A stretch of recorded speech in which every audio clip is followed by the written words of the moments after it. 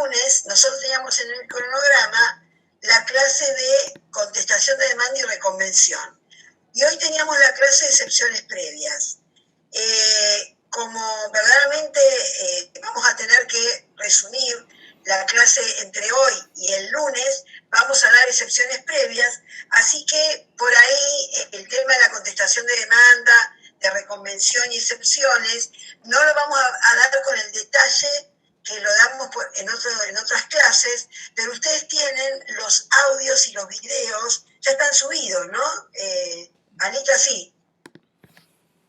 Sobre todas las actitudes del demandado. Por eso, tienen todos los audios y videos sobre las actitudes del demandado, así que vamos a aprovechar estas clases para dar los temas más importantes y aparte las preguntas que ustedes quieran hacer, ¿sí? Por otro lado, les quería comentar que les vamos a mandar un trabajo para hacer un trabajo práctico sobre el tema de notificaciones. Ese trabajo práctico, a diferencia de las autoevaluaciones, sí va a servir como concepto, como nota de concepto, y va a marcar también la regularidad. Así que traten de hacerlo, se lo vamos a tratar de subir hoy. ¿No, Marce? Para que tengan este fin de semana. Hoy estará a disposición del alumnado. Perfecto. Y lo tendrían que entregar el jueves de la semana que viene, ¿sí? Así nos da tiempo a nosotros a corregírselos antes del parcial para el lunes, justamente que es anterior al parcial, podamos contestar las dudas que tengan con respecto al trabajo práctico. No va a tener nota, sino nota de concepto, que va a ser una nota, digamos, de concepto para nosotros, pero sí vamos a dar las soluciones entre todos para que ustedes sepan los errores que han cometido, ¿sí? Bueno, ¿alguna duda con respecto a esto? Bueno. Creo que no, ¿no? No, bueno. No. Y con respecto al parcial, que algunos me habían preguntado en la otra clase y estábamos tan apurados y que les dije que lo íbamos a comentar un poquito en otras clases, si bien falta, les adelanto un poco, que va a consistir en algunos casos que ustedes van a tener que elaborar respecto de esos casos la respuesta, y algunos verdaderos, falsos, pero por supuesto siempre justificándolo. Así que en general no damos en líneas generales temas a desarrollar, porque lo que queremos justamente es que ustedes razonen, piensen y puedan contestar las consignas que le vamos a dar para esos exámenes, ¿sí? Bien, bueno, entonces vamos a ver ahora el tema de actitudes del demandado. ¿Se acuerdan que habíamos terminado la clase pasada con el traslado de la demanda? Quiere decir que cuando se iniciaba el proceso y se presentaba la demanda, que cómo podíamos definir la demanda, ¿se acuerdan? ¿Cómo la definíamos?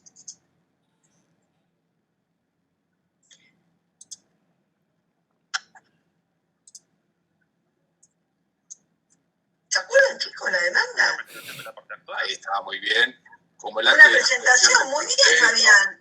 Pero creo que todos lo tienen que saber. Lucre también, como el acto de iniciación del proceso, acto de iniciación procesal, muy bien. Yo les agregaría que es el acto procesal de iniciación del proceso. Porque acuérdense que el acto procesal era el acto voluntario, lícito, que tenía determinadas características, ¿sí? Así que está bien poner el acto de iniciación del proceso, pero sería el acto procesal de iniciación del proceso.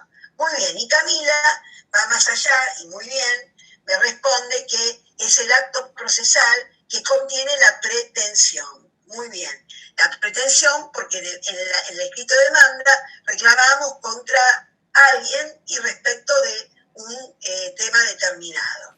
Muy bien, ese escrito de demanda, acuérdense que les corríamos traslados al demandado y de acuerdo a cómo se conocía o no el domicilio, iba a ser la forma de notificación. ¿Se acuerdan que si era un domicilio conocido, se iba a notificar por medio de cédula, que iba a ser dirigida al domicilio real, pero si era un domicilio incierto, se podía notificar la demanda por edictos, publicándose publicándose en un diario de mayor circulación de la zona. Acuérdense también que habíamos dicho cómo se notificaba la demanda si la persona vivía fuera del radio del juzgado, ¿sí?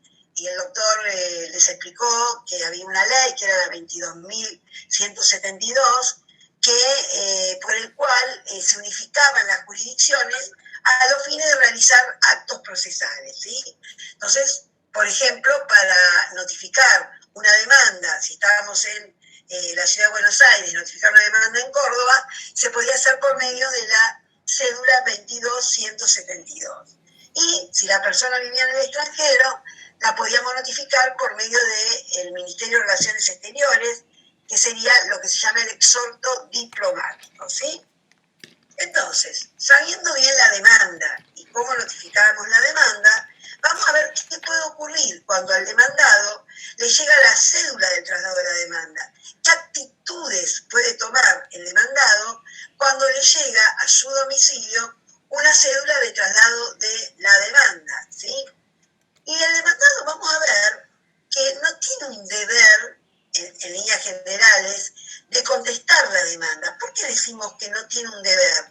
¿Alguno se acuerda cuando le explicamos lo de las cargas, lo de los deberes? ¿Alguno se acuerda? Creo que la diferencia entre deber y carga era que la carga la haces por una cuestión tuya, porque si no te autoperjudicás. En cambio... Eso. Bien. Está bien con tu terminología. Yo diría que más que decir una cuestión tuya, porque viste que una cuestión mía puede ser que me gustan los colgantes, que me gusta la ropa.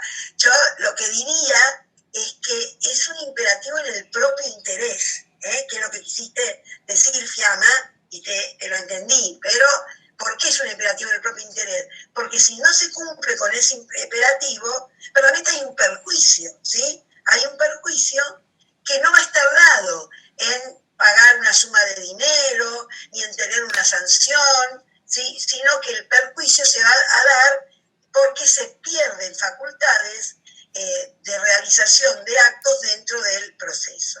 Entonces, volviendo al tema del traslado de la demanda y de la actitud del demandado, vamos a ver que el demandado tiene la carga de contestar demanda, y si no la contesta, no es que se lo va a buscar como en el derecho romano por la fuerza y se lo va a traer a un tribunal o se va a mandar a la policía a traerlo en un patrullero. No, ni tampoco se le va a imponer una multa, por lo menos en los procesos de conocimiento general. Hay algún tipo de proceso especial donde el demandado sí tiene un deber, como en el juicio de alimentos, que si no se presenta tiene que pagar una multa. Pero en los juicios de conocimientos que conocemos nosotros, el contestar la demanda es una carga. Lo pueden hacer y lo pueden no hacer. Nada más que si no lo hacen, vamos a ver que se ven perjudicados.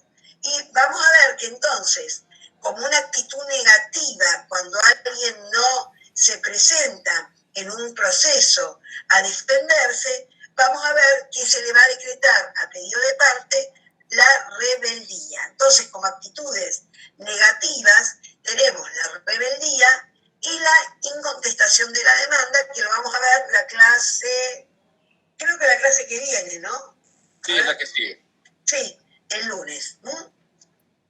Pero lo más común es que el demandado quiera presentarse y quiera defenderse. Entonces, que tenga una actitud positiva. Esa actitud positiva puede estar dada por la defensa propiamente dicho, que es presentarse y defenderse, o también puede estar dada porque el demandado puede tener una pretensión contra el actor. O sea, no solamente se defiende, sino que, entre comillas, sale al ataque. ¿Por qué digo al ataque? Porque a la vez va a tener una pretensión contra el actor, que esto lo vamos a ver hoy cuando terminemos de ver la contestación de la demanda. Entonces, tenemos actitud positiva, que es la contestación de la demanda, tenemos la reconvención, tenemos también como actitud positiva que el demandado se puede someter a la pretensión, someter a lo que se le está pidiendo. Y esto sería el allanamiento, que también lo vamos a ver la clase que viene, ¿sí?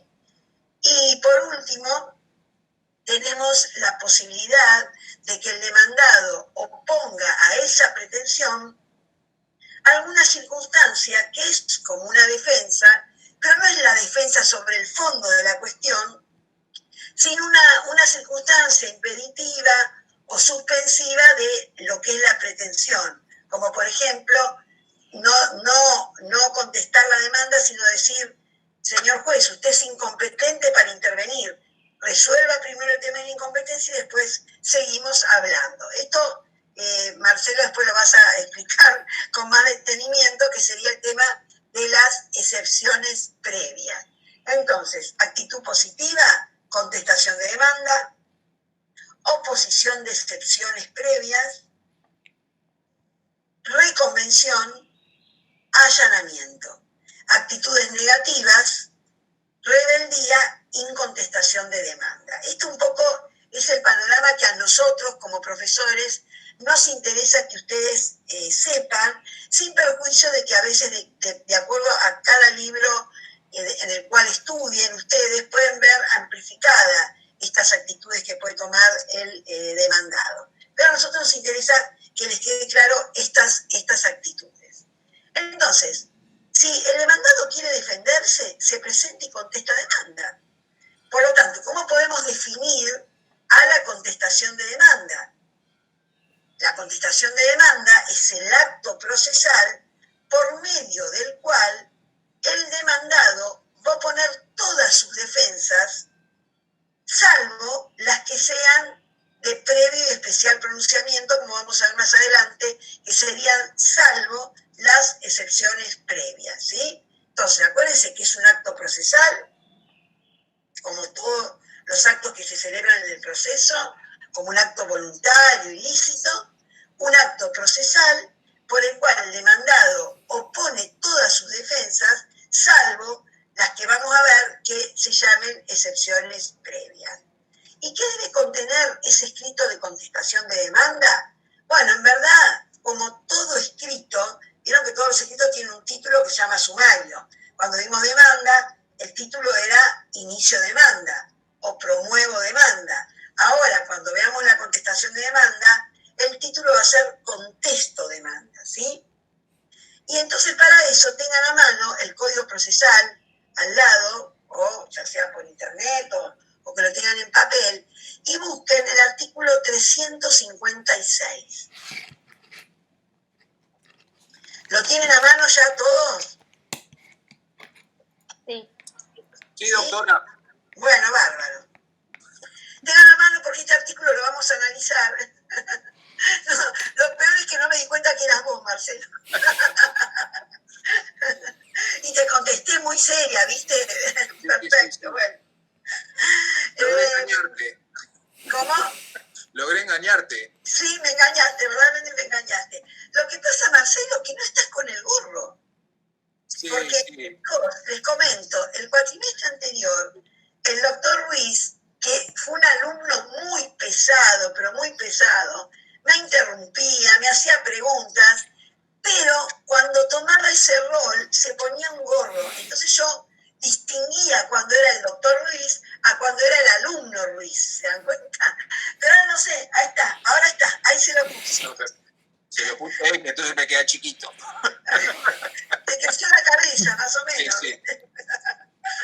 Bueno, siempre fuiste muy cabezón, Marcelo, ¿eh? Bueno, eso no va a cambiar. Eso no va a cambiar. Bueno, entonces, tengan ahí el artículo 356 a mano y vamos a ver cuál es el contenido de la contestación de demanda y qué cargas tiene el demandado en la contestación de demanda. En principio, el demandado se tiene que presentar. ¿Y cómo se puede presentar el demandado en el proceso? Ya me lo contestan a Por coro. su propio derecho, con un representante legal o a través de una Muy apoderado. bien, se puede presentar o por su propio derecho o con un representante legal o un apoderado. ¿Y qué cargas tiene con respecto al domicilio? ¿Qué cargas tiene con respecto al domicilio? El demandado, estamos diciendo, ¿no? Ya no hablamos del actor. A ver, chicos, ¿qué cargas tendría? Tiene que construir domicilio real y Muy bien. domicilio real y construir el domicilio procesal. Perfecto.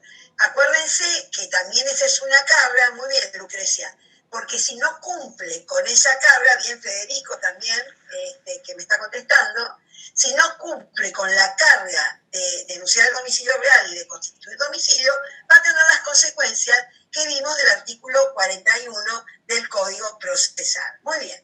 Ya haciéndose toda la presentación, acuérdense también, hola Ludmi, recién te veo. Haciendo esta presentación, acuérdense que si se presenta por apoderado, ¿qué tiene que acompañar como primer acto? La firma. Otra vez me dicen la firma. Porque, Poder.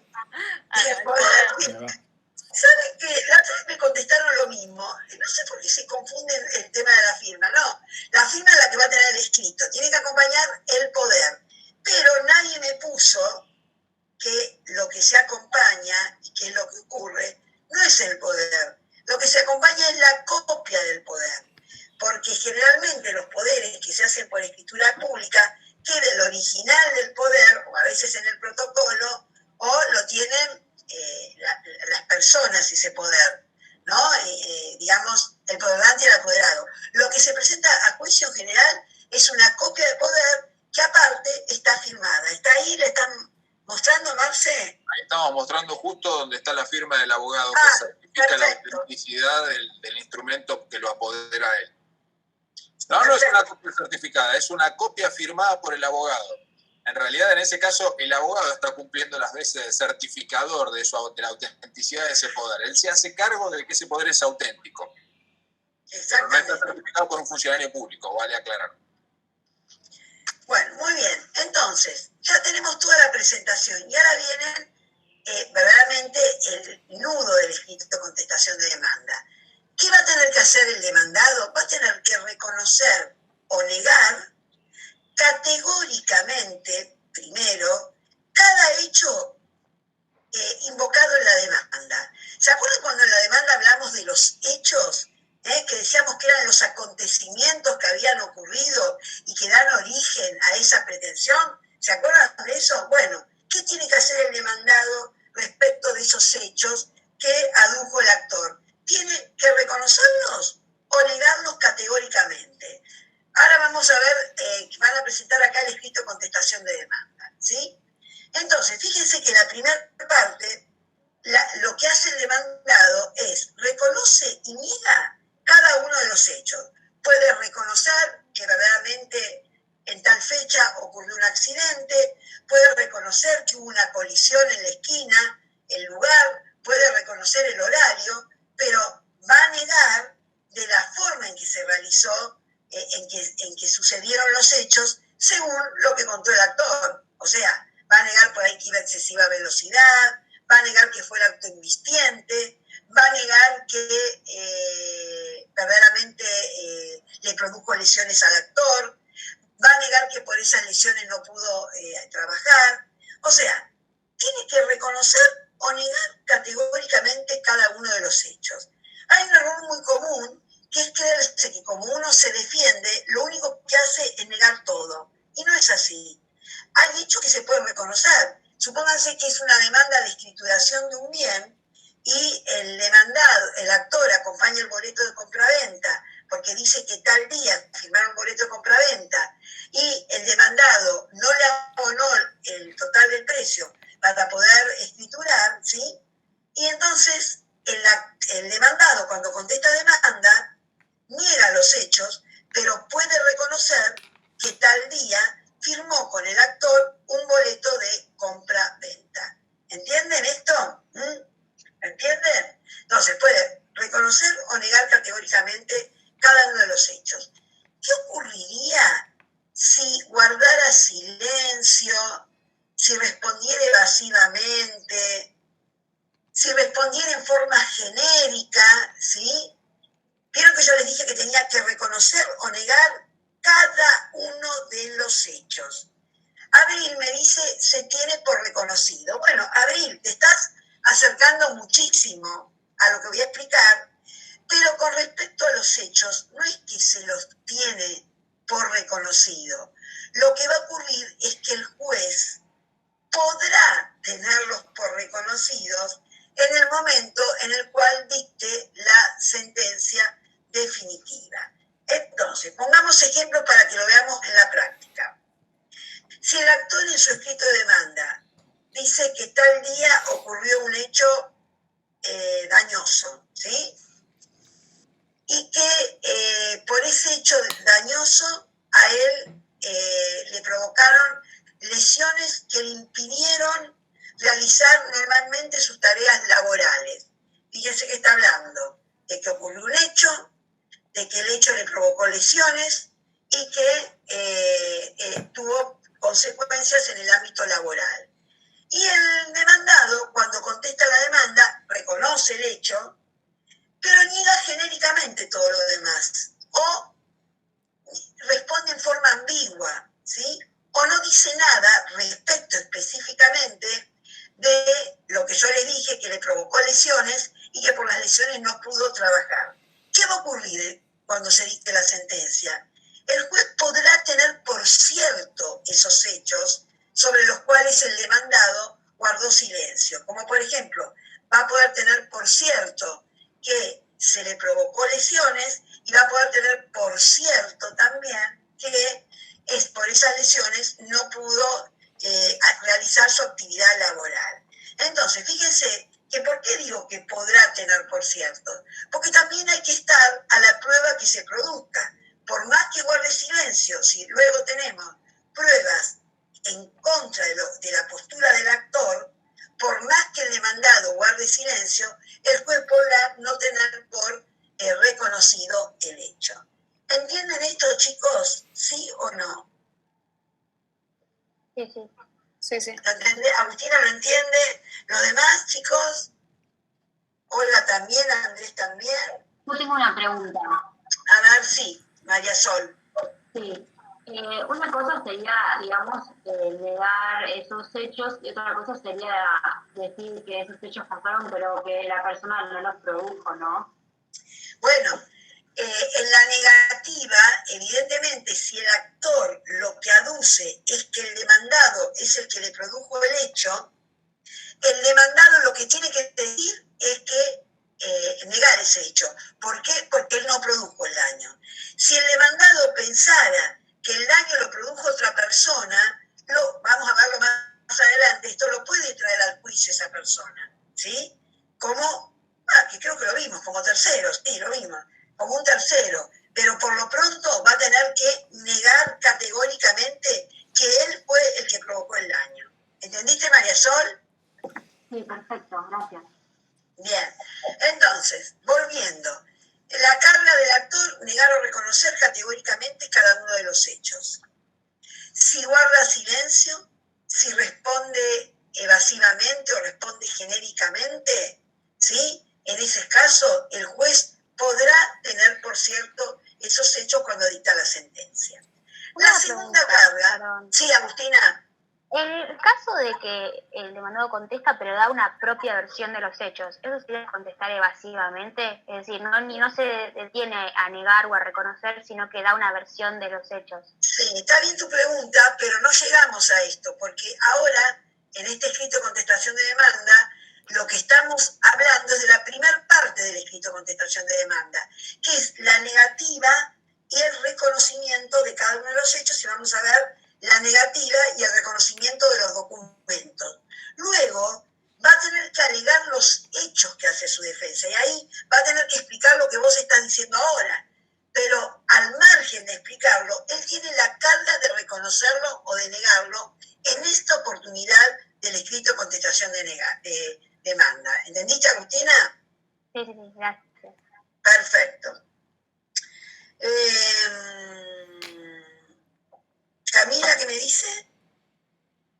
Agustín. ¿Con negarlo basta o debe ofrecer otra hipótesis de lo sucedido? Bueno, Agustín, la misma respuesta de Agustina. Primero tiene que negarlo, reconocerlo, y después va a decir su propia versión, ¿sí? Entonces, hasta acá estamos con la negativa y el reconocimiento. Listo, Agustín, ya te quedó claro. Y Camila dice, entiendo que hay otra parte en la que se hace el análisis del reclamo del actor. ¿Era lo que me habían preguntado al principio, Camila? ¿De citar un tercero? Ah, sí, ya está, perfecto. Bien, entonces, dijimos la carga con respecto a los hechos. Ahora vamos a ver lo segundo que tiene que hacer el demandado, que es reconocer o desconocer o negar los documentos presentados por el actor, ¿sí? Y tiene que reconocer, y también las cartas por él recibidas. ¿Se acuerdan que dijimos que con el escrito de demanda se tenía que acompañar todas las pruebas, ofrecer todas las pruebas y acompañar la prueba documental? Bueno, el demandado tiene la carga de reconocer o negar las pruebas documentales que se presenten. Y con respecto a las documentales que se le atribuyen a él, por ejemplo, una carta escrita por él, o un reconocimiento de deuda escrito por él y firmado por él, o una carta documento recibida por él, con respecto a esos documentos, si contesta evasivamente, si guarda silencio, o si tiene una respuesta general, genérica, en esos casos el juez va a tenerlo por reconocido. Ya no podrá tenerlo por reconocido, sino que los va a tener por reconocido. ¿Viste, Abril, cuando me dijiste que ocurría eso respecto de los hechos? Con respecto a los hechos no ocurre, pero sí ocurre con respecto a los documentos. Entonces, resumiendo, con respecto a cada uno de los hechos que dice el actor, el demandado tiene la carga de reconocerlos o negarlos, en forma categórica y uno por uno. Si guarda silencio, responde evasivamente o responde genéricamente, el juez podrá tenerlos por reconocidos. Pero con respecto a los documentos que se le atribuyen al demandado, el juez lo va a tener por reconocido, porque imagínense que si el actor presenta una carta firmada de puño y letra por el demandado que le dice: te debo la suma de 10.000 pesos que te las pagaré el 10 de noviembre, y se venció la fecha y no la pagó, y el actor presenta ese documento como prueba y dice que la demanda va a ser por un cobro de pesos porque no le pagó, el demandado tiene que tener la carga de reconocer o negar ese documento firmado por él. Y si guarda silencio, el juez va a tener por reconocido ese reconocimiento de deuda en el momento del dictado de la sentencia. ¿Sí? ¿Entendieron esto, chicos? Entonces acá sí me tiene que dar la razón, ahora que estoy recursando la materia, que acá sí el que calla otorga respecto de los documentos, porque el cuatrimestre pasado me mandó a callar cuando yo le dije eso respecto de los hechos, pero respecto a los documentos sí es así. Ay, menos mal que aprendió algo el alumno Ruiz, porque el cuatrimestre pasado fue un desastre. De hecho, por eso recursó la materia. No. Es la cuarta vez que la curso con ustedes. Me encanta cómo dan clases, pero... Sí, pero yo más que le encante como de clase, me gustaría que estudiara un poco más. Pero bueno, ahora me contestó bien. Mientras me siga aceptando... Bueno, ahora me contestó bien. Hola, Gonzalo, ahí te veo, ¿eh? ¿Cómo estás? Bien, bien, muy bien. Bueno, entonces, primero reconocer o negar categóricamente los hechos, los documentos, y ahora sí, lo tercero que tiene que hacer el demandado es alegar los hechos que hacen a su defensa. Y acá sí, Agustina va a relatar, lo mismo que Agustín, que también me lo había preguntado, no sé quién más, va a relatar los hechos como, según él, ocurrieron y pasaron, que seguro que van a distar de los que dice el actor, ¿sí? Y esta parte es muy importante, que sepan que la tiene que hacer el demandado, porque ¿se acuerdan cuando hablamos del principio dispositivo? ¿Qué dijimos respecto de los hechos del actor y los hechos del demandado? ¿Qué dijimos? A ver si alguno se acuerda. Limitaban el tema. Muy bien, Lucrecia, Fiamma, Agustina, no sé, hablaron las tres juntas, no sé quién me lo dijo, pero lo dijeron bien las tres. Va a delimitar el tema decidendum. Entonces es fundamental que estén los hechos del actor y los hechos del demandado, porque el juez va a estar delimitado en el dictado de su sentencia a esos hechos alegados por ambas partes, ¿sí? Bien, luego de expresar todos los hechos, lo que va a tener que hacer el demandado es ofrecer también la prueba, es decir, acreditar por los medios probatorios los hechos que hacen a su defensa, ¿sí? que no iba a excesiva velocidad, que no fue así, cómo ocurrió el accidente, que no le provocó los daños que el actor dijo que le provocó, que de ninguna manera esos daños le impidieron trabajar. Todos esos hechos que va a oponer el demandado cuando contesta demanda como de su defensa, ¿sí?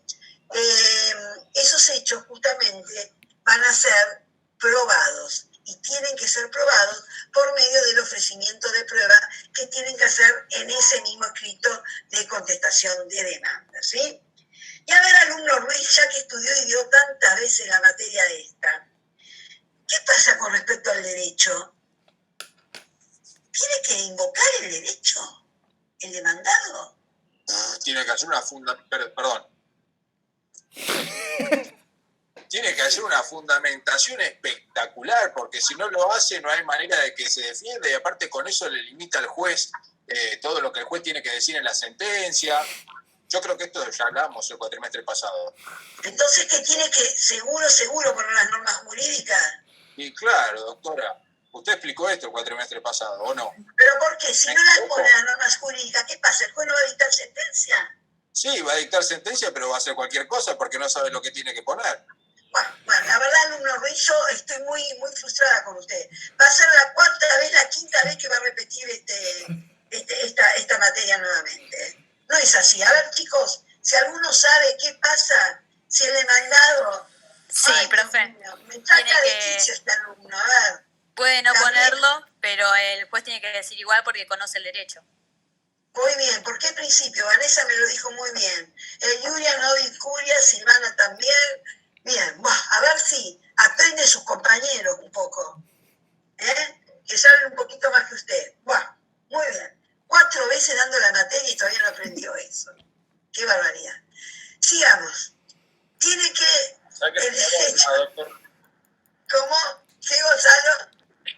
Que se saque la gorra el doctor. Sí, pero Gonzalo, no me digas que no es frustrante lo nuestro.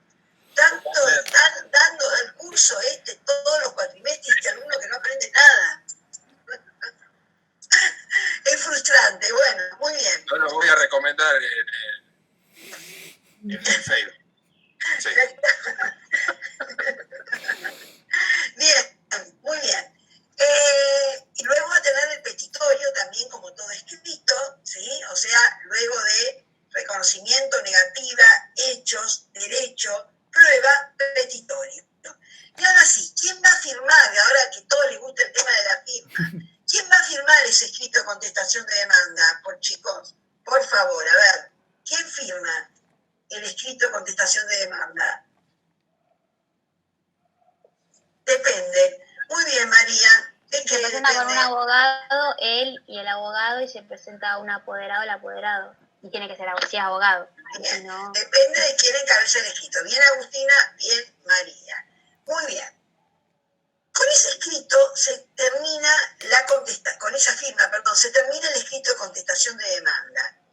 Y en nuestro sistema procesal, de la contestación de demanda, no se corre traslado al actor. De ninguna manera se corre traslado al actor. Quiere decir que con la demanda y con la contestación de demanda queda lo que sería clavada la litis para que el juez luego, que se produzca la prueba, dicte la sentencia. ¿Sí? Quiere decir que de la contestación de demanda no se corre traslado al actor. Ahora bien, si se presentaron documentos, o sea, prueba documental en la contestación de demanda, de esos documentos sí se le va a correr traslado al actor, pero no de la contestación de demanda. ¿Acá, claro? Eso, bien. ¿Y de qué se le podría correr traslado al actor luego del escrito contestación de demanda? A ver, ¿quién iba a hablar de la reconvención? Gonzalo, Martín. ¿Anita? Sí. Bueno, entonces arrancamos con la reconvención. Sí, estamos haciendo todo rápido, ¿viste? Porque nos apremia el tiempo. Sí.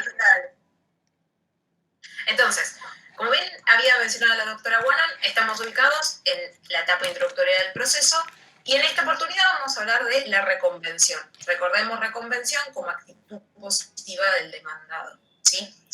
¿Qué es es la reconvención? La reconvención es una pretensión del demandado contra el actor, ¿sí? O sea, la reconvención o el fin de la reconvención no es ni una oposición a la demanda, no es una defensa, sino que es una acción independiente, ¿sí? Que se va a acumular a la acción principal. Es entonces que cuando hablamos de la reconvención, entonces, y en redondo, es una demanda que el demandado interpone contra el actor en un mismo proceso donde lo tienen que hacer en la misma oportunidad en la que se contesta la demanda. ¿Dónde encontramos la reconvención en el Código Procesal? En nuestro artículo 357, ¿sí? No sé si lo tienen a mano, pero nuestro artículo 357 dice: en el mismo escrito de contestación deberá el demandado deducir reconvención en la forma prescripta para la demanda, si se creyere con derecho a proponerla. No haciéndolo entonces, no podrá deducirla después, salvo su derecho para hacer valer su pretensión en otro juicio. La reconvención será admisible si las pretensiones en ellas deducidas derivaren de la misma relación jurídica o fueran conexas con las invocadas en la demanda. Entonces, ya este 357 nos da como los primeros, en realidad nos da las características y los pantallazos de lo que significa ser una reconvención. En principio tenemos que entender que va a ser admisible la reconvención siempre y cuando sea una pretensión que va a estar desprendida de la misma relación jurídica o quizás que sea conexa a la que nos interpuso el actor, ¿sí? O sea, vamos a tener una coincidencia de sujeto, objeto y causa. El ejemplo típico que vamos a encontrar cuando hablamos de reconvención va a ser, por ejemplo, cuando el actor hace una demanda por cumplimiento de contrato, una entrega de la cosa, por ejemplo, y el demandado reconviene por el pago de las sumas por esa cosa, ¿sí? Se entiende que deriva de la misma relación jurídica. ¿Entienden más o menos el ejemplo? Porque, por ejemplo, ¿no? Imagínense que yo soy maestra mayor de obra, ¿no? Entonces yo iba con mi auto manejando muy contenta y de repente resulta que un cliente mío me choca de atrás. Yo, si bien es cliente mío, decido iniciarle el juicio de daños y perjuicios porque me chocó y el auto, la verdad, me quedó hecho bolsa. Entonces, ¿qué pasa si cuando le inicio la demanda a este cliente mío, me reconviene, siendo que me reconviene como un juicio de daños y perjuicios por el cumplimiento de un contrato por una obra que me quedó a mí sin construir? ¿Ustedes lo ven por lo que vimos hasta ahora? ¿Lo consideran plausible? ¿Lo consideran que podría caminar esa reconvención? ¿Sería admisible la reconvención? No en el mismo proceso. Exacto, o sea, la pretensión la tiene, o sea, efectivamente tiene derecho esta persona, mi cliente, para reclamarme el cumplimiento de la obra. Ahora bien, no sería por la vía de reconvención, ¿sí? Podría hacerlo en un juicio aparte. Seguimos. Entonces, no obstante, bueno, no, sigamos. ¿Qué otras cuestiones son importantes a la hora de hablar de reconvención? Ya habíamos dicho que es importante la cuestión de que sea una relación jurídica, que prevengan las dos pretensiones de una misma relación jurídica o cuestiones conexas. También es importante que estemos hablando de que sean competentes en los dos tipos de pretensiones, sean competentes en razón de la materia. Evidentemente no podemos hacer un reclamo por fuero civil, una cuestión que sería, por ejemplo, un robo. O sea, no podemos hacer mezcolanzas de materias, ¿sí? La única excepción que nos plantea el código es el 188, inciso 2, que importa que si entendés en materia civil, podrías entender en una reconvención con cuestiones de derecho comercial, por ejemplo. Otras cuestiones importantes a la hora de hablar de reconvención, porque como bien decimos, es una demanda en contra del actor dentro de un mismo proceso, es que la reconvención, o sea, nuestra pretensión la tenemos que hacer por vía principal y no subsidiaria, ¿sí? O sea, nosotros efectivamente lo primero que vamos a hacer es interponer nuestra reconvención. Y como bien dijimos, en la misma oportunidad en la cual nosotros tenemos para contestar la demanda. Cuando hacemos esta reconvención, vamos a tener que reconvenir, o sea, nuestro demandado reconveniente va a reconvenir contra el mismo actor, o sea, el sujeto pasivo, digamos, de mi acción, de la acción, si yo estuviese en el rol del demandado, tiene que ser únicamente el actor del juicio principal, ¿sí? No podemos hacerlo contra este y fulanito de tal, ¿no? Porque la idea es, porque como bien habíamos dicho, como van a ser dos procesos que van a caminar juntos de la mano hasta los fines de llegar a una sentencia única, no podemos meter sujetos ajenos al proceso. Por otro lado, tenemos que tener en claro que ambos procesos van a tener que tener el mismo tipo de proceso. ¿A qué voy? Si nosotros estamos hablando de que el actor interpuso una demanda que se le dio el proceso de proceso ordinario, evidentemente nosotros no podríamos reconvenir, o por ejemplo, vamos a hacer el caso concreto. Vamos a hacer el caso de que en lugar de haber chocado a mi cliente, el que me chocó a mí no fue mi cliente, perdón, sino fue el administrador del consorcio de mi edificio. Si yo le inicio el juicio por daños y perjuicios, él no me podría reconvenir por una ejecución de expensas. No solo porque no comparten objeto, no comparten relación jurídica, sino de que ya vamos a ver que el proceso ejecutivo tiene otro tipo de proceso, que es el proceso ejecutivo, que es independiente del proceso de conocimiento ordinario que estamos viendo. Pero ya que estamos, vale decir que en el artículo 498, inciso 2, indica que no se puede plantear en un proceso sumarísimo una reconvención, ¿sí? O sea, solamente vamos a poder plantear una reconvención en procesos de conocimiento ordinario. ¿Qué otra cuestión? Cuando nosotros reconvenimos, evidentemente, como estamos diciendo que es una demanda en contra de nuestro actor, esta pretensión en contra del actor va a tener que tener los mismos requisitos que la demanda, los que ya vimos del artículo 330 del Código Procesal, más nuestro artículo 333. O sea, tiene que tener los mismos requisitos que la demanda. Ya vimos, ya lo hemos visto, el objeto, el derecho, bueno, no obstante, el derecho no. Lo importante, como es en lo pertinente, que sepan que no van a tener que nuevamente constituir domicilio, ni o sea, que es en lo pertinente, los requisitos de la demanda en lo pertinente, digamos, ¿no? Y el último detalle importante, que es que vieron que la doctora Guano les decía, bueno, cuando contestan demanda, ustedes ya no les van a dar un traslado de esa contestación, ¿sí? Distinto es cuando plantean la reconvención. ¿Por qué? Porque por el principio de defensa en juicio, evidentemente se va a tener que defender el actor de esta pretensión, ¿sí? Y por lo tanto, se le va a correr traslado a la parte actora de la reconvención. ¿Por qué término? Por el término de 15 días, ¿sí? Por el mismo término que tuve yo demandada para contestar la demanda. Que no lo dije, Anita. Cuando di demanda, no dije que en el proceso ordinario el plazo para contestar demanda era de 15 días y en el proceso sumarísimo de 5 días. Acuérdense que siempre son días hábiles, ¿eh? Por eso la doctora les decía. Recuerden lo que hablamos cuando hablamos indicamos que el ordinario era por 15 días. Ah, claro, ahí lo dijiste, es verdad. Ahí Vanessa pregunta algo, Anita. Ah, no la vi. ¿Qué habías dicho de materia? Debe ser el tema de la competencia. Claro, que cuando cuando tenemos la intención de plantear una reconvención, siempre tenemos que estar hablando de que sea de la misma materia en la cual, ¡ay, qué lindo, qué cosa! Es la misma materia que la demanda principal, ¿sí? O sea, no podríamos interponer una acción penal por la vía de la reconvención, por ejemplo. Yo te puedo hacer una pregunta.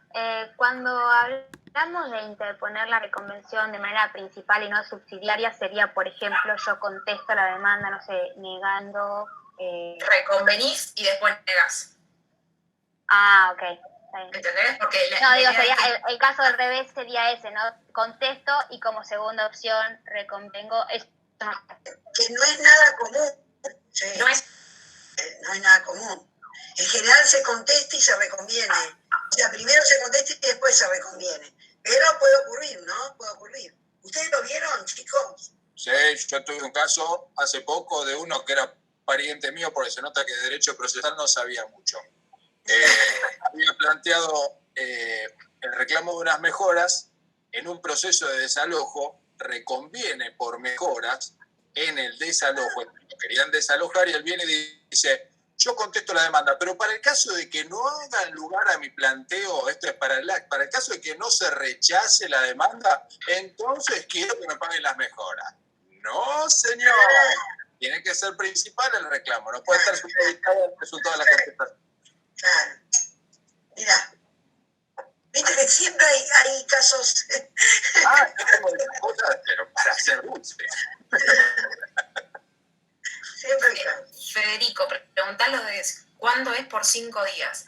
Y abajo todos pusieron sumarísimos. Recordemos que en sumarísimos no hay reconvención. Tachado, tu cruz grande en rojo. No va. El artículo cuando habla, fíjense que donde habla sobre el traslado, que es lo que les había pegado arriba a Carlos, recordemos que, mirá el título, dice traslado de la reconvención y de los documentos. Como estamos hablando de la interposición, o sea, el contestar demanda o plantear la reconvención, y la doctora Wanham, viste que les dijo que si hay documentos hay que dar traslado, el artículo hace referencia de que ese traslado por 5 días es respecto a los documentos que mencionaba la doctora Wanham. ¿Sí? Pero para contestar la reconvención, esos son un plazo de 15 días. Exacto. Marcelo Ruiz, todo suyo. Doctora Vicky, le puedo hacer una pregunta, pero si yo no lo puedo reclamar... Ponete la gorra. No puedo decir, no me entra. No lo puedo reclamar en la reconvención. Yo no, me quedo sin poder reclamarlo. Ay, doctor Ruiz. No, era como decíamos con lo de Agustina.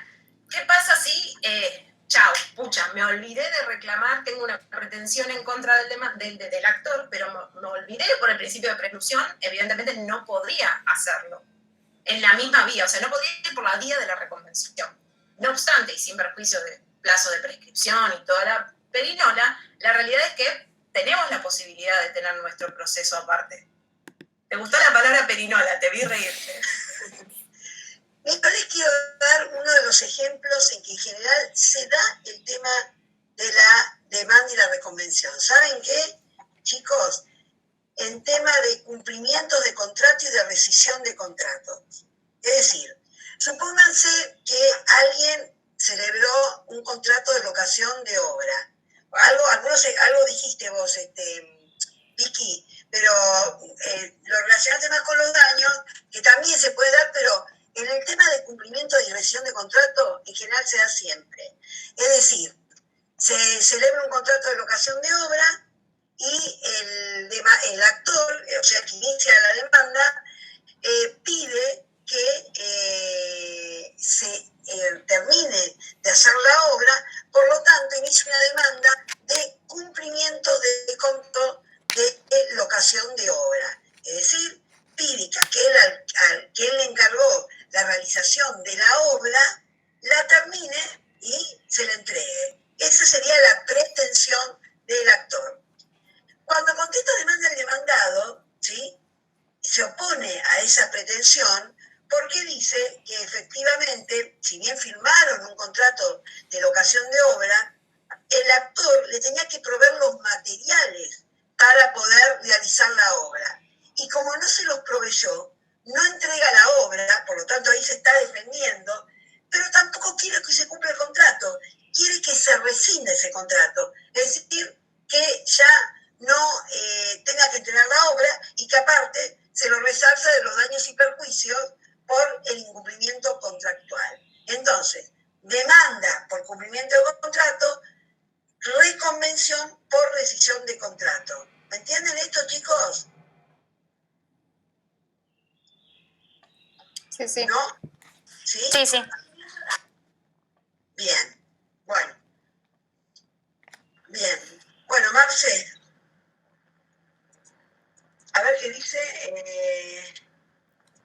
le estaba respondiendo a Milagros, que Milagros no entendía qué pasa si no respondemos la reconvención. Perfecto. Bueno, claro, chicos, fíjense que tenemos la demanda y contestación de demanda, ¿se acuerdan? Y como dijo recién la doctora, la reconvención es una pretensión que tiene el demandado contra el actor. Por lo tanto, ¿qué tiene que hacer el actor reconvenido? Demandado reconveniente, actor reconvenido, tiene que cumplir, como dice el doctor, con las mismas cargas que tiene el demandado cuando contestó demanda. Tiene que tener las mismas cargas para contestar la reconvención. ¿Qué va a hacer entonces? Reconocer o negar categóricamente cada uno de los hechos expuestos en la reconvención, reconocer o negar cada uno de los documentos que acompañó el demandado en la reconvención, exponer los hechos que hacen a su defensa de esa reconvención y el derecho y todo lo demás. ¿Queda claro eso, chicos? Una pregunta, ¿y se puede reconvenir la reconvención? No. En principio no. Hubo algunos casos muy esporádicos que ahora ya no existen, como por ejemplo en el tema del divorcio. ¿Se acuerdan cuando había divorcio culpable? Entonces, uno iniciaba un divorcio por culpa de uno, el otro contestaba y decía que no era por culpa, sino porque había una causal objetiva, y el otro reconvenía a la vez por culpa. Era la reconvención, acá como le pone el doctor Luis, la reconvenciones, pero ya casi no existen. Sí, hay algunos supuestos en los cuales otra vez mal, se ha admitido como defensa, ¿sí? En algunos supuestos de transacción, ¿sí? Se ha alegado frente a la oposición de la excepción de transacción, supongamos acá el caso de la doctora Vicky, celebra un acuerdo con el casero, con el vigilante, qué sé yo, que la chocó, ¿sí? Celebra un acuerdo y un acuerdo que termina siendo por 2.000 pesos, no termina resarciendo nada. Entonces, presentan ese acuerdo y quieren hacer valer la transacción. Ahora, el demandado, el actor se presenta de vuelta y dice, no, pero a mí me lesionaron con esto porque se abusaron de mi buena fe, de mi estado de necesidad y yo celebré ese acuerdo. Y entonces, ¿qué hace? Opone una nueva defensa, pero en realidad como una reconvención respecto de esa transacción por lesión subjetiva. Y ahí se armó un berenjenal, ¿sí? Pero por eso mismo es que la ley no lo contempla. ¿Sí? Vos podés hacer el planteo de la lesión por aparte, en un proceso distinto, ¿sí? Todo lo que pueda tramitar por reconvención o la reconvención de la reconvención siempre va a poder tramitar por un proceso diferente. Entonces, ¿para qué meter eso ahí adentro y hacer un proceso que primero no se va a terminar nunca más y vamos a tener una cuestión de una complejidad enorme que para el juez va a ser muy difícil de resolver y muy difícil de tratar todo el material probatorio, quiénes son las partes, por eso es que no está contemplado, aunque en algunos casos se había admitido, es cierto. Y eventualmente, por ahí en algunos casos hoy todavía sigue sucediendo muy esporádicamente. Vuelvo a mi pequeño cuadrito, parece un poco pretencioso el cuadro. Sí, no sé si logran verlo. No sé si ven que dice excepciones. Sí, se ve. Sí, se ve. Bien. Doctora Vicky, yo le pido por favor, usted, si no ve algo, no escucha, me pegue un chiflido, ¿sí? Porque yo voy a estar en la otra habitación, ¿sí? Del PowerPoint, porque lo puse a pantalla completa para que no interrumpan las cosas que están en el medio. ¿Me hacen, por favor, el favorcito? Vaya tranquilo. Gracias. Confío en usted. Bien. Respecto de las excepciones, yo me permití acá no poner algo que es la aclaración que son previas, ¿sí? Porque ya vamos a ver que las excepciones no son solo previas, pero lo que sí quiero que les quede claro como primera medida es que respecto de las actitudes del demandado, una gran actitud es oponerse a la pretensión. Y respecto de la oposición a la pretensión, la doctora ha delineado con muchísima claridad una de las formas en que uno se puede oponer a la pretensión. Oponerse a la pretensión es pedir que se rechace básicamente la pretensión, pedir que se rechace la demanda. Es la defensa en sentido amplio. Y se puede ejercer básicamente, si ustedes esto lo buscan en el libro de Palacio, lo van a encontrar. Él habla de en un capítulo que no es el de la defensa, sino que es el capítulo del objeto del proceso, habla de la oposición a la pretensión. Y al hablar de la oposición a la pretensión, esto es cómo se puede defender el demandado, dice que lo puede hacer de dos maneras. Una, como les explicó la doctora Warner con toda precisión, que es lo que se ejerce básicamente la negación o el reconocimiento de los hechos al contestar la demanda. Pero la otra gran forma es a través de la excepción. Como bien aclaró la doctora, no hay uniformidad en cuanto a qué son las excepciones y cada autor parece que está complotado contra los pobres estudiantes y a complicarles la existencia porque cada uno cree tener una definición diferente, legítimamente, obviamente, pero esto hace muy difícil a veces poder conceptualizarlo adecuadamente. Nuestro autor, el que nosotros siempre usamos, Palacio, dice que es una oposición, es una oposición a la pretensión que ejerce el demandado respecto de los hechos afirmados por el actor, esto es respecto de la pretensión ejercida por el actor, alegando circunstancias impeditivas o extintivas que tienden a desvirtuar el efecto perseguido por el actor, esto es a través de esas afirmaciones. Lo central de todo esto es que es el demandado quien tiene que demostrar todas esas circunstancias. Básicamente podemos decir que se tratan de defensas que se ejercen en el mismo momento en que el demandado debe contestar la demanda. El artículo 356, modificado en el año 2002, dijo que en ese momento todas las defensas que se quieran ejercer y excepciones se deben ejercer al contestar la demanda. Perdón, Silvia, yo no sé si esto, vos hiciste una aclaración al principio, no sé si tenés algo acá para aclarar. No, lo que yo les había dicho, que digamos en concordancia con lo que vos decís, que cuando uno contesta la demanda, lo que hace es contestar el fondo de la cuestión. Es decir, a mí me dicen que soy responsable de un daño. Yo cuando contesto demanda me defiendo y digo, no, señor juez, yo no soy responsable de ese daño. Estoy defendiéndome sobre el fondo de la cuestión. En cambio, si opongo una excepción, también me voy a estar defendiendo de alguna forma, pero no sobre el fondo de la cuestión, sino que opongo una circunstancia, como decirle, señor juez, mire que acá hay cosas juzgadas, esto ya se juzgó, ya se juzgó con anterioridad, o mire, señor juez, que usted es incompetente, o mire que no queda claro lo que están pretendiendo. Fíjense que yo me estoy defendiendo, pero no estoy defendiéndome sobre el fondo, sobre aquello que es central acerca de mi responsabilidad, sino que estoy oponiendo circunstancias impeditivas o extintivas de la pretensión. ¿Por qué? Porque si yo le digo al actor, al juez, que la acción está prescripta, el juez lo que va a tener que estudiar es si se cumplió el plazo de prescripción o no, no si soy responsable o no. ¿Entienden esto?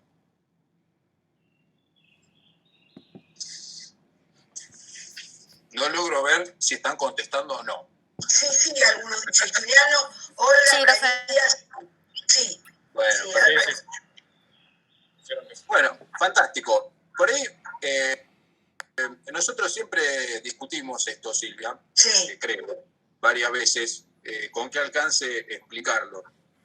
Pero creo que centralmente, y en esto vamos a coincidir, que a grandes rasgos podemos decir que las excepciones, entendidas como comprensivo de defensa, excepción, como la quiera llamar cualquier autor, van a ser todas aquellas defensas que no se ejerzan básicamente a través de la negación, básicamente, porque la negación es propia de la contestación de la demanda. En eso creo que es casi el único punto en el cual no puede haber, o casi no hay discusión, creo.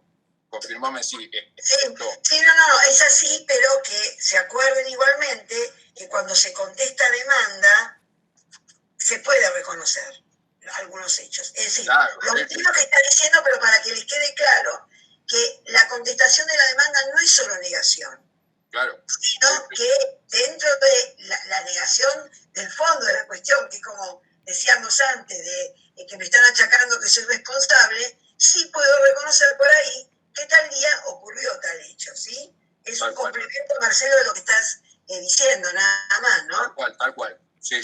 Perdón. Coincido plenamente. Que te traigo a colación todas estas cosas, pero me parece importante porque prefiero ir con pie de plomo en esto porque siempre es difícil, poder es un tema complejo, ¿verdad? Brindar bien las excepciones. Bien, hechas estas aclaraciones acerca de lo conceptual de las excepciones, lo primero que encontramos en el código es que hay cierta clase de excepciones que son las que se llaman comúnmente excepciones previas o excepciones de previo y especial pronunciamiento. Si revisan en el Código Procesal, entre los artículos 346 a 348, el 348 yo diría que ya lo vayamos dejando de lado porque es una excepción que parece haber caído en una derogación implícita con el Código Civil y Comercial, que es la excepción de arraigo. Pero entre los artículos 346 a 348 encontramos lo que se llaman excepciones de previo y especial pronunciamiento. Son de previo y especial pronunciamiento. Porque todas las defensas, en principio, se resuelven en un momento que ustedes conocen, que es la sentencia definitiva. Pero esas excepciones que están previstas en los artículos 346 a 348 se van a resolver antes. Por economía procesal, el legislador entendió que era mejor resolver todas estas cuestiones con anterioridad al dictado de la sentencia antes de pasar a la etapa de prueba, ¿sí? Entonces, el juez, una vez que están planteadas estas excepciones, y ya vamos a ver que hay que sustanciarlas y para que el actor pueda ejercer el derecho de defensa también, el juez va a resolver estas excepciones antes de la sentencia, mucho antes, y esto es precisamente antes de pasar a la etapa siguiente, que es la etapa probatoria, como vimos clases atrás. Ahora, esto no quiere decir que las excepciones solo sean esas que están previstas entre los artículos 346 a 348. Creo que la doctora Warner, entre varios de los ejemplos que dio, habló del pago en algún momento. Esto es, y si ustedes se fijan, entre los artículos 346 a 348 no van a encontrar a la consabida y archi excepción, que es el cumplimiento natural de todas las obligaciones que todos ustedes ya vieron en obligaciones, ¿sí? La excepción de pago es una excepción, es la archi excepción de las obligaciones, pero no está prevista ahí. Ahora la pregunta es, ¿se puede poner? Pero claro que sí, siempre puedo poner la excepción de pago. Y la pregunta es, ¿cuándo se va a resolver? ¿Antes de la sentencia? No, precisamente se va a resolver junto con la sentencia. Si yo alego el pago, no se va a resolver antes de la apertura a prueba, se va a resolver con la sentencia, porque se trata de una excepción conocida como excepciones, ¿no? Comúnmente se las conoce como excepciones de fondo, ¿sí? O sustanciales. Esas excepciones que no están previstas se pueden oponer, pero no van a ser resueltas antes, sino que van a ser resueltas con la sentencia. Doctora Vicky, ¿se está entendiendo esto? Los alumnos me están tirando con cosas, yo no lo veo esto. Profe, una pregunta. ¿La excepción de pago es una excepción de fondo, un tipo de excepción de fondo o es él? No, es una excepción de fondo. Otra de las excepciones que ustedes deben haber visto es lo que se conoce como, en latín, exceptio non ad implenti contractus o algo por el estilo, que es la excepción de incumplimiento. En un contrato, si yo no cumplo, no le puedo exigir al mi co-contratante que cumpla cuando yo no di cumplimiento con la prestación a mi cargo, ¿sí? Esa es otra excepción, es otro ejemplo de excepción. ¿Hay otros ejemplos de excepción? Sí, claro, hay un montón más. Pero esas son dos muy claras excepciones que son de fondo, que no están previstas. Claro, lo que les podemos aclarar a los chicos, Marcelo, es que cuando nosotros acá estamos dando la parte de excepciones previas como una actitud positiva del demandado, en general nos estamos refiriendo a las excepciones de previo y especial pronunciamiento, de las cuales hay algunas que se van a resolver también en la sentencia definitiva. ¿Por qué? Porque por ahí no son manifiestas, o bueno, esto seguro que lo vas a explicar con detenimiento la clase que viene. Sí. A lo que se está refiriendo el doctor como excepción es lo que comúnmente el juez resuelve, o sea, lo del pago, de la exception and impleti contract, todo eso, que son excepciones verdaderamente, no es lo que nosotros vamos a estudiar acá como excepciones previas, sino que es lo que forma parte, cuando el juez dicte la sentencia, del meollo de la cuestión, es decir, de lo que el juez tiene que resolver respecto a las pretensiones del actor y a las defensas del demandado, pero no como previas. De hecho, si ustedes ven, cuando se dicta una sentencia definitiva y se difirió alguna excepción de previo y especial pronunciamiento, como puede ser una falta, esto se va a explicar mejor el doctor, pero cuando no se ve claramente si el actor es el legitimado para demandar o si efectivamente la de prescripción, que depende del elemento de prueba. Que no sea del puro derecho, que depende del elemento de prueba. Ustedes van a ver que cuando el juez dicta sentencia, la primera parte de la sentencia va a ser tratar esa excepción, o de prescripción o de falta de legitimación. Y luego, cuando resuelve esas dos cuestiones, y de acuerdo a cómo las resuelva, va a resolver sobre todo lo demás. Porque si dice que el actor está legitimado o que la acción está prescripta, va a resolver todo lo demás. En cambio, con lo que les está explicando el doctor del pago o de la excepción esta de incumplimiento de contrato, no lo va a resolver antes, lo va a resolver dentro del tema de fondo que está tratando el juez.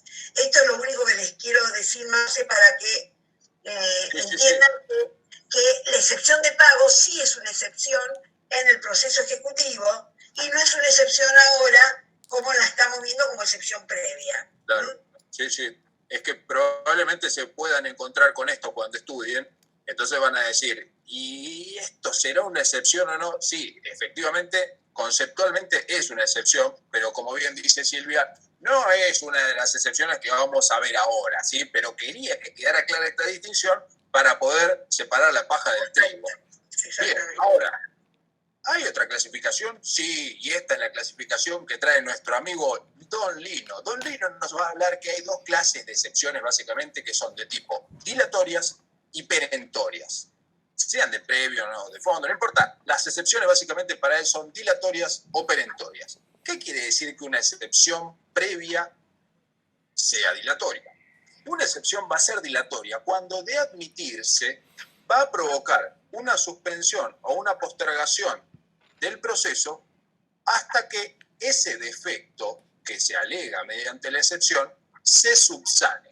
Una vez que se subsana ese defecto que contiene el proceso o la relación jurídica procesal, el proceso va a poder reiniciarse o va a poder continuar, ¿sí? Por ejemplo, si yo alego que el juez es incompetente, eso no provoca la extinción de la pretensión, no ocasiona que el derecho se extinga, sino que todo lo que va a suceder es que ese proceso va a tener que continuar ante el juez que es competente. Ahora, por el contrario, las excepciones perentorias son aquellas que si se admiten, provocan que el proceso no pueda volver a iniciarse porque el derecho se extinguió o la acción se extinguió. No importa esta distinción, casi les diría que es dogmática, pero el efecto de las excepciones perentorias es que ese proceso se terminó para siempre con efectos análogos, ya vamos a ver, al que provoca la sentencia cuando adquiere firmeza. Esto es el efecto de la cosa juzgada. Cuando se admite una excepción perentoria, el efecto es que ese proceso no se puede volver a iniciar porque se extinguió básicamente el derecho o la posibilidad de reclamar ese derecho para las partes. ¿Me siguieron hasta acá? ¿Esto está claro? Grítenme, que no los veo. Gracias por gritar. Son muy amables. Bien, ahora, si tienen los artículos 346 a 348 ahí en sus manitos, van a encontrar que están enumerados varias excepciones. En el artículo 346 es donde empieza el tratamiento de todo esto y habla de un montón de cosas, de cómo se ponen las excepciones y qué pasa con el rebelde, y menciona a la excepción de prescripción.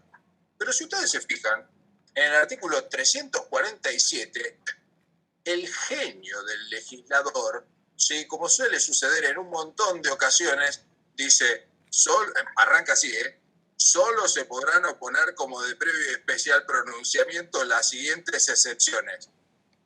Amigo, ¿te olvidaste del artículo anterior? Sí, pero además te olvidaste que en el artículo que sigue, el 348, también incorporaste otra excepción. Pero bueno, son detalles ínfimos que los vamos a dejar de lado, ¿sí? El legislador dice, solo se pueden oponer estas. Aclaramos. La del 346 también, y la del 348 también, ¿no? Sí, bien, fantástico. Bueno, resumiendo, las que son previas son solo estas que están contempladas en el código, ¿eh? Son solo las que menciona el código. No se pueden oponer como de previo especial pronunciamiento otras que no sean estas. Eso sí está claro. Taxativa. Sí. Si bien hay una puerta de salida para todo esto como de costumbre, que son la defensa temporaria del Código Civil, que te incorpora algunas así de soslayo. ¿Quién está molestando? Bueno, bien. La primera excepción dilatoria que vamos a encontrar es la excepción de incompetencia. La excepción de incompetencia, como nosotros ya vimos clases atrás, junto con el doctor Torrillo, es la vía para hacer valer, es la excepción dilatoria para hacer valer lo que vimos en clase como vía de la declinatoria. Esto le planteamos al mismo juez que es incompetente, a diferencia de la vía de la inhibitoria que habíamos visto, que no se ejerce a través de la excepción. La vía de la inhibitoria, esa la dejamos de lado. Si queremos hacer valer la vía de la declinatoria, esto es pedirle al mismo juez que se declare incompetente, lo vamos a hacer a través de este mecanismo que es la excepción de incompetencia, ¿sí? Excepción dilatoria de incompetencia, ¿sí? Recuerden, tengan a manito siempre la distinción entre la competencia relativa y la competencia absoluta, ¿sí? Que el juez en algunos casos se puede declarar de oficio o debe declararse de oficio incompetente, y en otros que debe de correr traslado de la demanda, aunque no sea de su competencia, en aquellos asuntos netamente patrimoniales y cuando la competencia está en razón del territorio, ¿sí? Recuerden ese dato, ¿sí? Ténganlo presente, sobre todo para los caracteres de la competencia. 2. Segunda excepción dilatoria. La segunda excepción dilatoria de la que podemos hablar es la de falta de personería. A través de ese mecanismo, lo que vamos a alegar es un defecto, una de dos. O en la capacidad para actuar de las partes, se presentó alguien que no tiene capacidad suficiente para estar en juicio por sí mismo, ¿sí? Por ejemplo, un niño. El niño se presenta sin sus representantes legales para ejercerlo. Dejemos al margen todo lo que tiene que ver con la capacidad progresiva y todo eso para otro lugar, ¿sí? En general vamos a pensarlo de esta manera. Si tenemos a alguien que carece de capacidad suficiente para estar por sí, esto es que carece de capacidad procesal, debe estar asistido por su representante legal, ¿sí? Si viene solo, entonces se puede oponer la excepción de falta de personería. Pero también la falta de personería nos va a permitir alegar la falta de representación suficiente con que actúa una persona en juicio, ¿sí? El otro día la doctora Wannon se encargó de mostrarnos algunos ejemplos acerca de cuando el abogado se presenta sin poder o no lo trae suficientemente, ¿sí? Esto es, tenemos a alguien que carece de poder suficiente o directamente ni lo trae. En ese caso, vamos a poder utilizar la falta de personería para alegar que esa persona carece de representación para actuar en juicio por su asistido, por su representado o por quien dice representar, ¿sí? Esta excepción es dilatoria porque obviamente si se subsana el defecto, el proceso puede continuar, porque acá no hay que confundir esta excepción con la excepción de falta de legitimación. En la excepción de falta de legitimación de la que hablaba hace un ratito la doctora, lo que se alega es que no sos titular de la relación jurídica.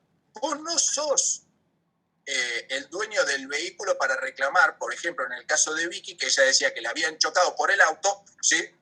Ella dice, quiero que me paguen los gastos de reparación del vehículo. Y Vicky lo estaba usando circunstancialmente el auto, ¿sí? Se lo prestaron para ir a hacer un mandado y se lo chocaron, ¿sí? Se lo rompieron todo. Y ella dice, quédate tranquilo que yo voy a ir a demandar por vos. Y va Vicky contenta, dice, yo voy a reclamar para que me paguen esto, para que mi amigo no tenga que gastarse para reparar el auto.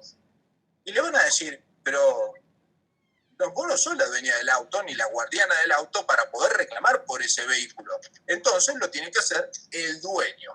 Ese reclamo para Vicky se extinguió forever and ever. Nunca lo va a poder reclamar, ¿sí? Nunca más va a poder intentar Vicky este reclamo. Lo lamento, Vicky, pero vas a tener que arreglarte con tu amigo. Ahora, en el caso de que la persona se presente sin poder suficiente o se haya presentado sin capacidad suficiente, con solo presentarse el representante legal o con solo acompañarse los instrumentos que acrediten la personería invocada, ese proceso va a poder seguir. Pero ojo con esto, porque no vayan a decir, bueno, yo voy igual y después no pasa nada, total lo puedo arreglar, porque van a tener que cargar con las costas generadas por esto, ¿sí? Esto es un aspecto siempre a tener en cuenta muy, muy importante. Perdón, Marcelo, otro ejemplo que vimos antes que está relacionado con esta falta de legitimación para obrar, se da en que alguien demande la escrituración del bien y no sea el que firmó el boleto de compraventa. Entonces el demandado va a decir, no es el titular de la relación jurídica sustancial porque no es el firmante del boleto, no es el que se obligó. ¿Entienden? Eso es ser el titular de la relación jurídica sustancial. No, como habíamos dado ese ejemplo, me acordé ahora. Sí. Es que el ejemplo que di yo a veces puede generar cierta dificultad, porque a veces se confunde el propietario con el guardián, son conceptos a veces difíciles de aprehender. Vamos con las preguntas. Pregunten, disparen. Oriana dice. Que la doctora Bueno contesta. Dale.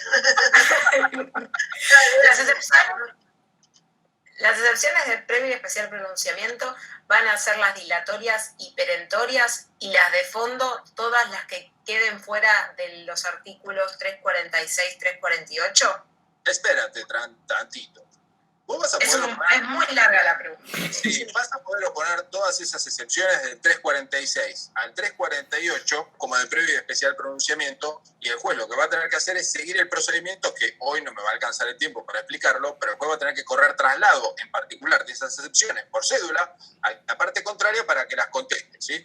Cuando se conteste ese traslado, el juez va a tener que resolver esas excepciones en forma previa y mediante una resolución especial, ¿sí? Esas excepciones. Ahora, está relacionado con lo que pregunta Alan con respecto a las costas. Todavía no vimos el procedimiento de las excepciones, Marce. Claro, esto lo vamos a ver la vez que la clase conviene. Claro, no nos adelantemos. Se están anticipando. Bueno, las excepciones de fondo ya vamos a ver, y como bien en realidad no lo vamos a ver, va a quedar acá, queda acá y no sale de acá.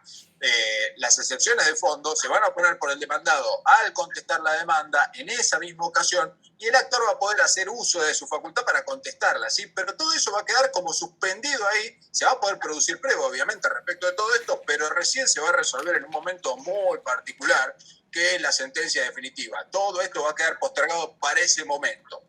No sé si esto quedó claro.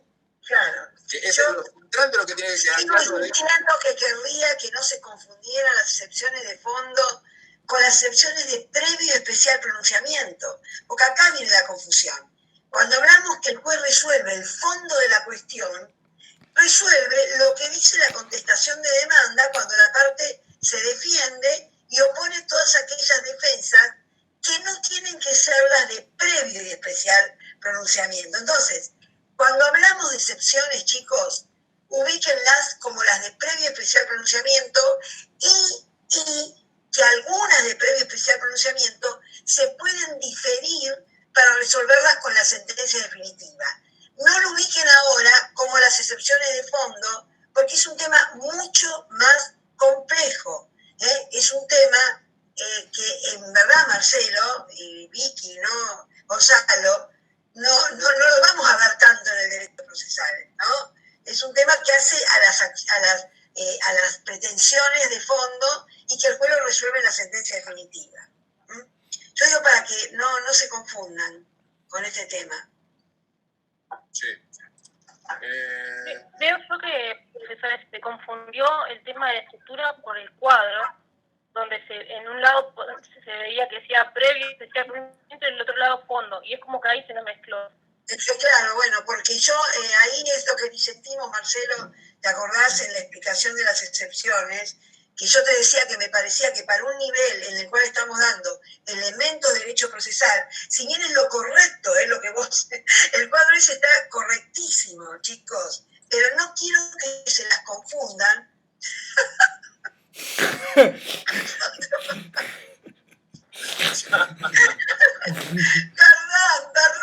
pero ¿sabes qué pasa, Marcelo? Mira, escucha, vos acá no me ves las canas, ¿no? Porque las tengo teñidas, pero tengo 40 años de docencia y sé que este tema se confunde si lo damos junto con las excepciones previas. Chicos, lo que dice el cuadro está bien, pero explicárselos vos, Marce, para que sos el que lo hiciste, para que no quede sin explicar. A ver, yo voy a repetir lo mismo que ya había dicho antes. Hay que tener en cuenta, porque y acá el propio código trae estas distinciones, y la doctora Guanon hizo la aclaración cuando habló del 356, mencionó que con la contestación se oponen todas las defensas que no sean de previo y especial pronunciamiento, ¿sí? En las que están estas excepciones, ahí está. Claro, ahí está. Ahí está. Esa es la ocasión exacta, o sea, junto con la contestación, porque yo lo menciono sencillamente, no quise detenerme tanto en esto, porque digo, sé que trae estas dificultades, yo se nota que tengo las canas, no me las tiño, no tengo tanto tiempo, pero lo que sí sé que trae estas dificultades.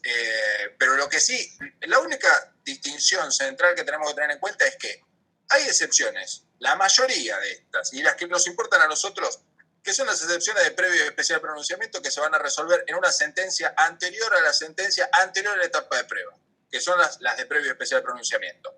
Pero ustedes, en su tránsito, en el estudio de esta materia, quizás se encuentren por ahí que el legislador o que el propio libro de Palacio o el que usen va a hablar de otras excepciones, ¿sí? Y yo no quiero dejar que consideren la existencia de esas otras excepciones que existen nada más, que se van a resolver en la sentencia nada más, pero que tengan... Porque formarían parte claro, porque formarían parte de lo que nosotros explicamos al principio de esta clase, que formarían parte de lo que es la contestación de demanda. Todas las defensas que puede oponer el demandado que no se tengan que resolver como de previo y especial pronunciamiento. ¿Entienden, chicos, esto? Bueno, escúchame, Marcio. En el chat, mira, sí, clarísimo, mira, ya está. No, lo que les quiero decir es que no se preocupen. Hoy dimos muchísimos temas en una clase. Entonces, la clase que viene, que es un poco más corta, ¿no? Porque está rebeldía, allanamiento, vamos a poder afianzar más todos los conocimientos que hoy les dijimos, ¿sí? Así que, si les parece, nos vamos a ver el lunes que viene, ¿eh? Chicos, bueno, Marce, buen fin de semana. Igualmente. Domingo Borja. Gracias por la atención. Vicky, y a todos. Buen fin de semana.